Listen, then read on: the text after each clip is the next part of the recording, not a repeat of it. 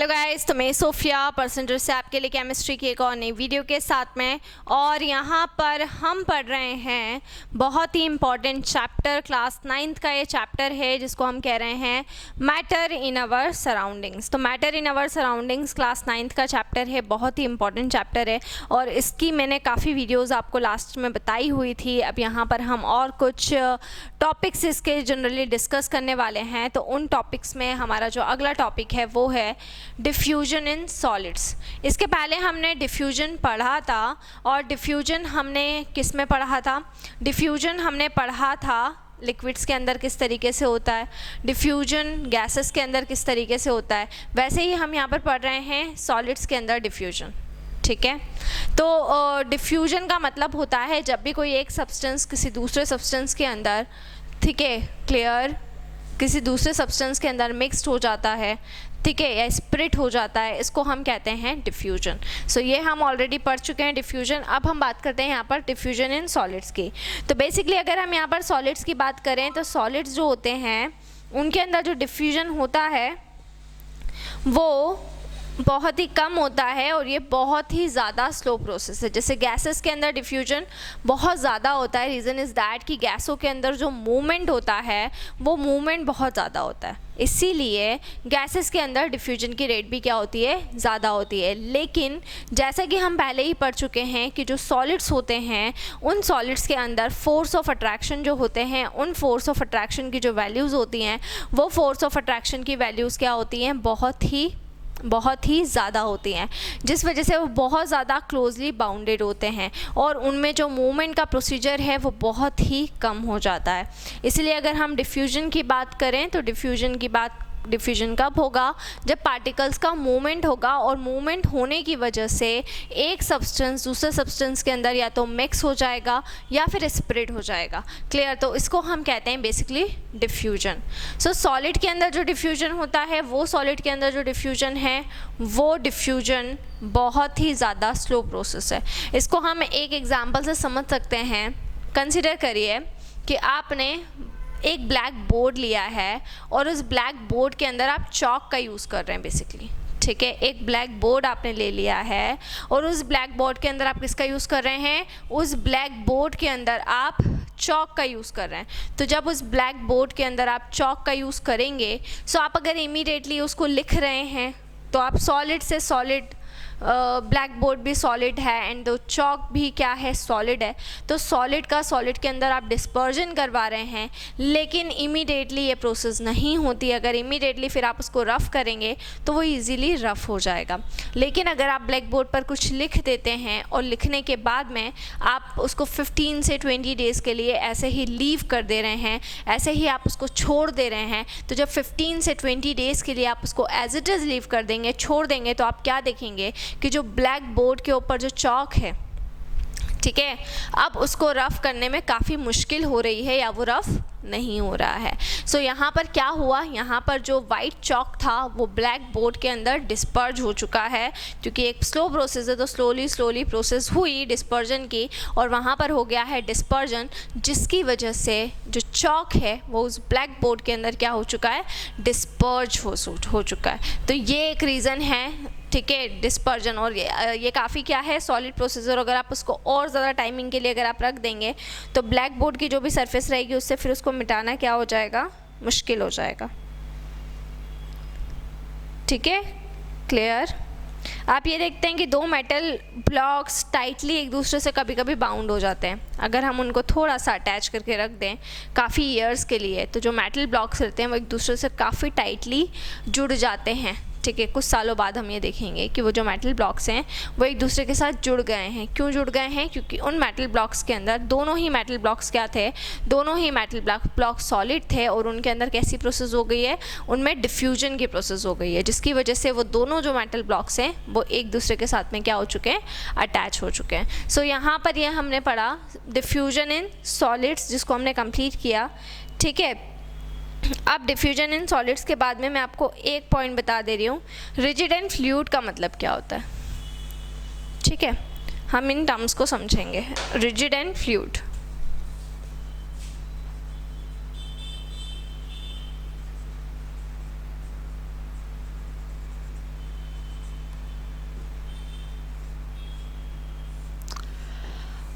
ठीक है, तो रिजिड और फ्लूइड का मतलब क्या होता है? रिजिड का मतलब होता है अनबेंडिंग और इनफ्लेक्सिबल।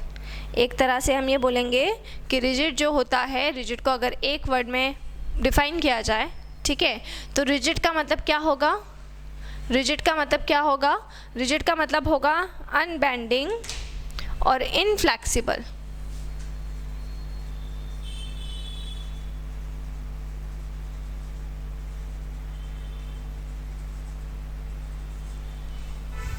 रिजिड मीन्स अनबेंडिंग और इनफ्लेक्सिबल। तो रिजिड का मतलब क्या होगा? या तो आप उसको अनबेंडिंग बोल सकते हैं और या फिर आप उसको इनफ्लेक्सिबल बोल सकते हैं। ठीक है, clear? A stone is rigid. Stone क्या हो जाएगा? स्टोन रिजिड हो जाएगा। रिजिड का मीन्स अनबेंडिंग और अनफ्लेक्सिबल, और एक स्टोन को अगर लेते हैं तो वो स्टोन क्या हो जाएगा? रिजिड हो जाएगा, बिकॉज इट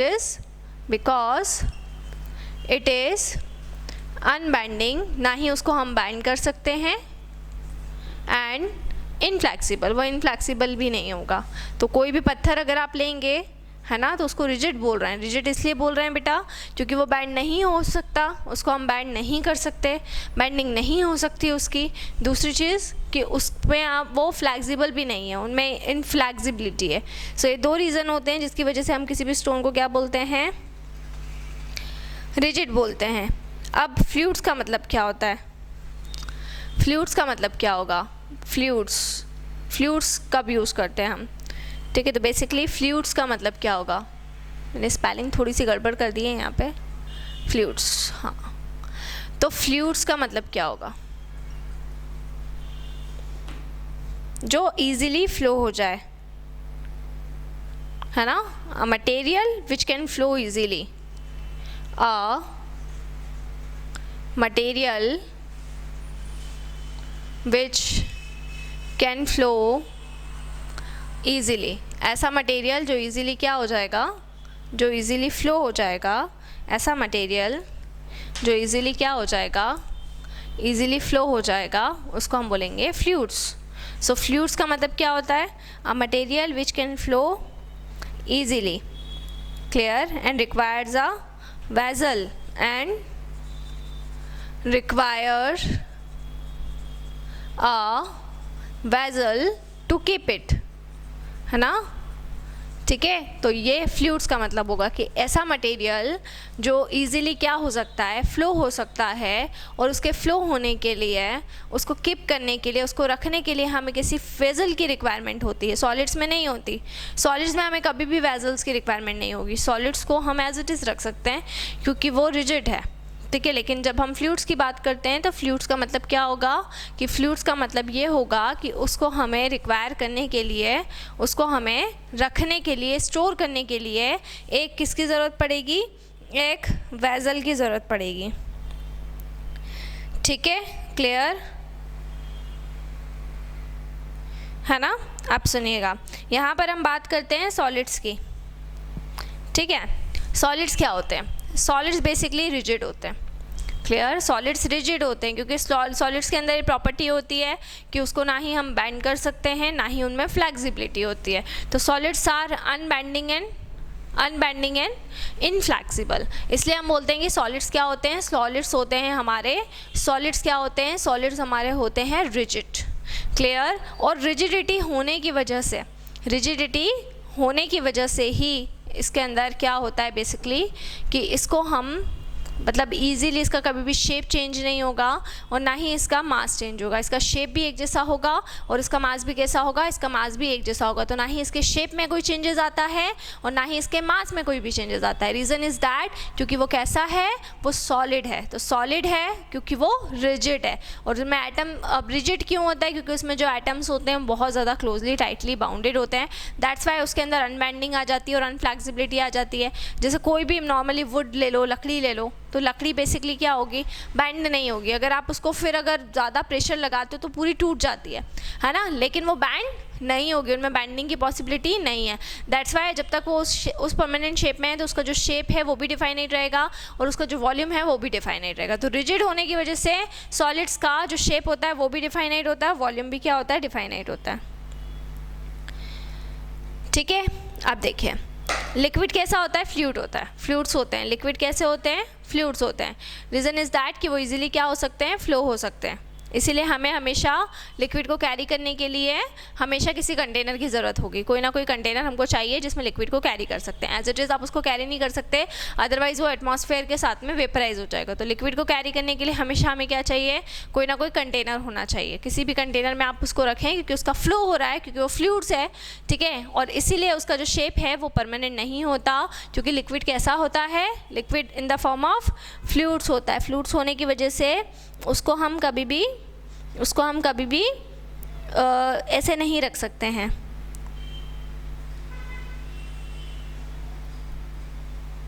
ठीक है, और गैस भी फ्लूइड फॉर्म ऑफ मैटर होती है। जब भी आप किसी गैस को किसी कंटेनर के अंदर फिल करोगे तो पूरे कंटेनर के अंदर वो फैल जाएगी, जो भी कंटेनर का साइज़। और इसको हमेशा आप क्लोज कंटेनर में ही रख सकते हो। लिक्विड्स को आप ओपन कंटेनर में भी रख सकते हो, लेकिन गैसेस ऐसी फ्लूइड्स होती हैं जिनको आप क्लोज कंटेनर में ही रख लोगे। और जो भी कंटेनर का शेप रहेगा उसके अकॉर्डिंगली, उस शेप के अकॉर्डिंगली वो पूरी डिस्पर्स हो जाएगी, वो पूरी फैल जाएगी। तो गैसेस को हमेशा क्लोज कंटेनर में ही रखा जाता है। ठीक है, तो सॉलिड जो होता है, सॉलिड में रिजिडिटी देखी जाती है। सॉलिड एक तरह का रिजिड होता है, जबकि गैसेस और अगर हम लिक्विड्स की बात करें तो दोनों ही होते हैं fluids.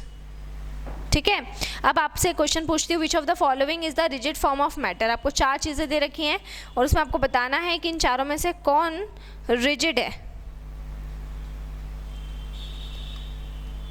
Clear, rigid form of matter है। ठीक है, ये आपको बताना है।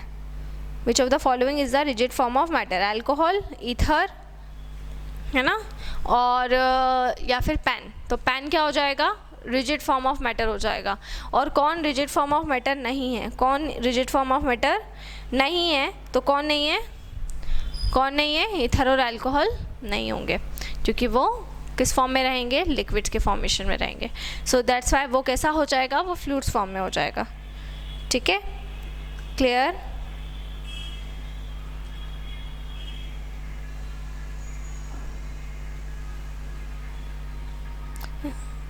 ये आपका इतना पॉइंट हो चुका है कंप्लीट। ठीक है, और इसके बाद में हमने melting point and boiling point वाला जो टॉपिक है उसको कंप्लीट कर लिया था। नेक्स्ट वीडियो में मैं आपको और कुछ टॉपिक्स को कंप्लीट कराऊंगी। सो इसी तरह से जुड़े रहिए हमारे साथ में, वीडियोस को लाइक करते रहिए, चैनल को सब्सक्राइब करना ना भूलें। कोई भी डाउट, कोई भी क्वेरी हो उसे आप कमेंट बॉक्स में डाल सकते हैं। और अगर आप हमसे ऑनलाइन होम क्लासेस पढ़ना चाहते हैं तो हम आपको वो फैसिलिटी भी प्रोवाइड कर रहे हैं। हमसे ऑनलाइन होम क्लासेस पढ़ने के लिए डिस्क्रिप्शन में जाकर सारी डिटेल्स से लें और हमसे कांटेक्ट करें। इसके अलावा आपको कोई भी डाउट, कोई भी क्वेरी हो उसे आप कमेंट बॉक्स में डाल सकते हैं। आपको जो भी चैप्टर पढ़ना हो प्लेलिस्ट के फोल्डर में जाएं, चैप्टर का नाम टाइप करें, आपको मेरी सारी वीडियोस वहाँ पर मिल जाएंगी। और अगर आपको मेरी कोई वीडियो वहाँ पर नहीं मिलती है तो आप प्लेलिस्ट के फोल्डर में जाके सोफिया मैम टाइप करें, तो मेरी जितनी भी ओवरऑल वीडियोज़ हैं वो सारी की सारी वीडियोज़ आपको वहाँ से मिल जाएंगी। घर पर रहें, सुरक्षित रहें, बाहर ना निकलें, बहुत ज़रूरी हो तो ही बाहर निकलें। Stay home, stay safe. Thank you so much.